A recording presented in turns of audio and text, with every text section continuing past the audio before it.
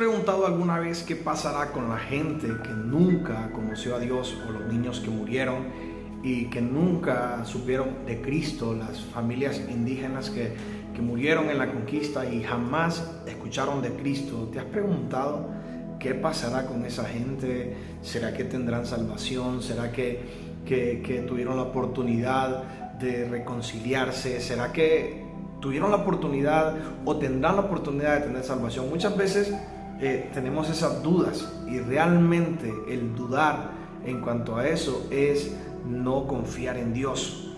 La palabra dice en el libro de Apocalipsis, capítulo 19, versículo 1 al 2, dice: después de esto oí una gran voz de gran multitud en el cielo que decía: aleluya, salvación y honra y gloria y poder son del Señor Dios nuestro, porque sus juicios son verdaderos y justos.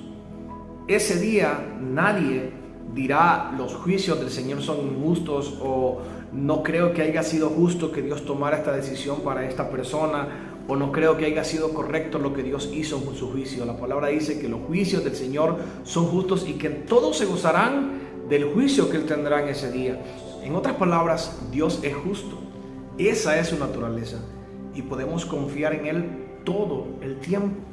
Ahora, ¿cómo usamos esto como un filtro para nuestras vidas? Hablando de los filtros al momento de tomar decisiones, hay momentos en los que nuestros sentimientos, nuestras emociones nos dirán: hazlo, es lo que tienes que hacer, es lo correcto. Pero la voz de Dios va a hacer lo contrario de lo que estamos queriendo nosotros hacer. Muchas veces vamos a encontrar en momentos en los que pensamos que la mejor decisión que hay es tomar un trabajo, hacer algo en cuanto al estudio, o pensar que esa es la mejor decisión, o la persona con la que tienes que estar, sea de noviazgo, lo que sea, porque tu corazón te lo dice, porque tus emociones te lo dicen. Pero en algunas ocasiones Dios va a decir lo contrario.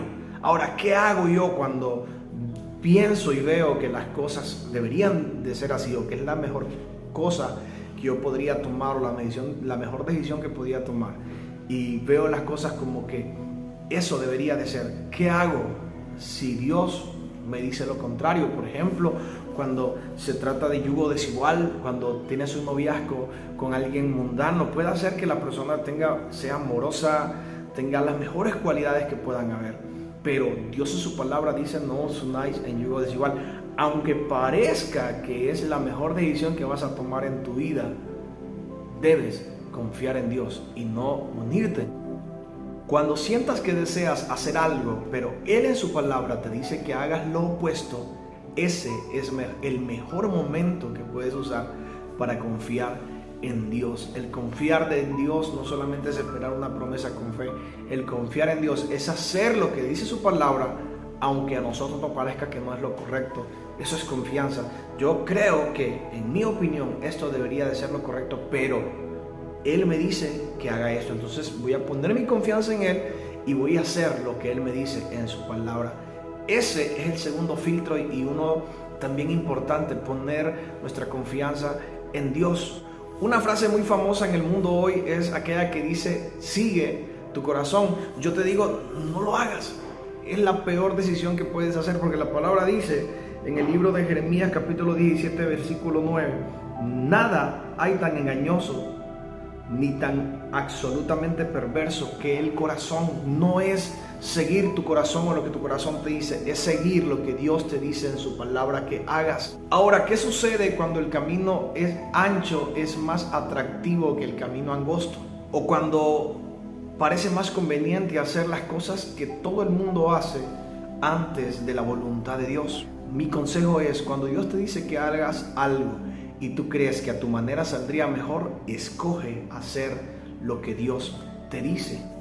Y aunque no entiendas el por qué, seguramente lo entenderás en el proceso, o lo vas a entender más adelante. Pero incluso aunque jamás logres entenderlo, yo te aseguro que hacer la voluntad de Dios es la mejor decisión. Pero incluso aunque no logres entenderlo nunca, hacer la voluntad de Dios es la mejor decisión que puedes tomar. Y esto aplica a todo: a tus relaciones interpersonales, a tu trabajo, a tu economía.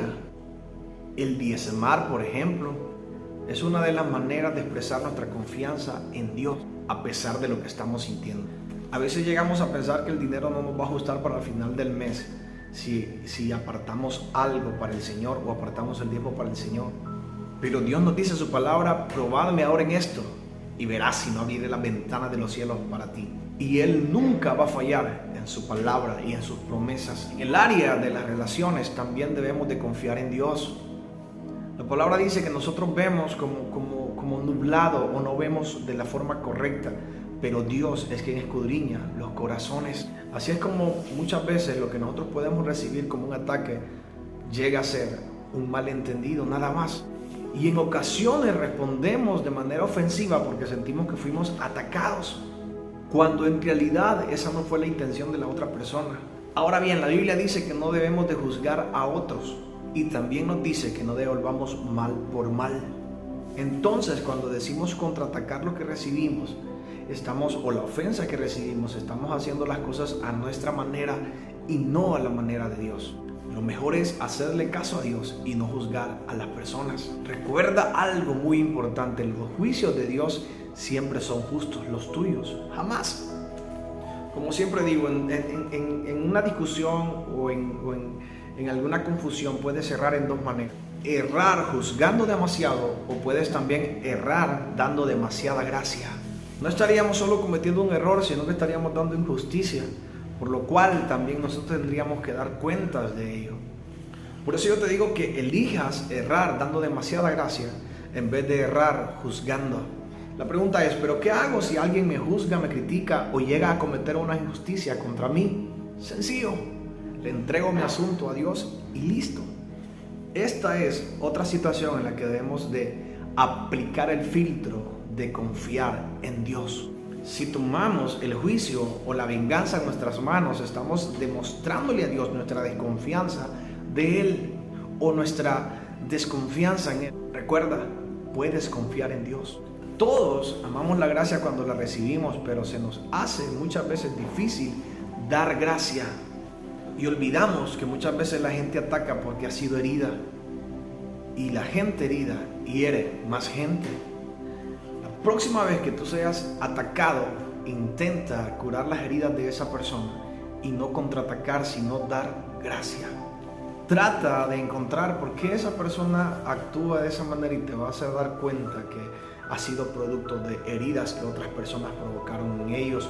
Allí es donde hablamos de que muchas veces las decisiones que la gente toma o las cosas que la gente hace a veces influye en lo que hoy somos. Y hay personas que atacan, que juzgan, que critican, que no tienen amor, pero eso es a causa de heridas que les producieron en el pasado. Por eso, antes de juzgar o contraatacar a alguien que habló de ti, que te criticó, que te juzgó, primero aprende a confiar en Dios y déjale a Él el asunto. Mientras tanto, averigua qué pasa con la persona y si puedes sanar las heridas. Dios nos mandó a sanar, a restaurar, no a destruir. Volviendo al filtro de este capítulo, recuerda, puedes confiar en Dios. No importa la circunstancia, no importa el lugar, no importa si lo que Dios te manda a hacer te parece más complicado o menos popular o menos conveniente que lo que hace el resto del mundo. Confía en Dios y obedece. Esa será siempre la mejor decisión. Y recuerda el pensamiento del día de hoy que quiero que quede en tu corazón es: cuando sientas que deseas hacer algo, pero Él en su palabra te dice que hagas lo opuesto, ese es un buen momento para poner tu confianza en Dios. Dios te bendiga.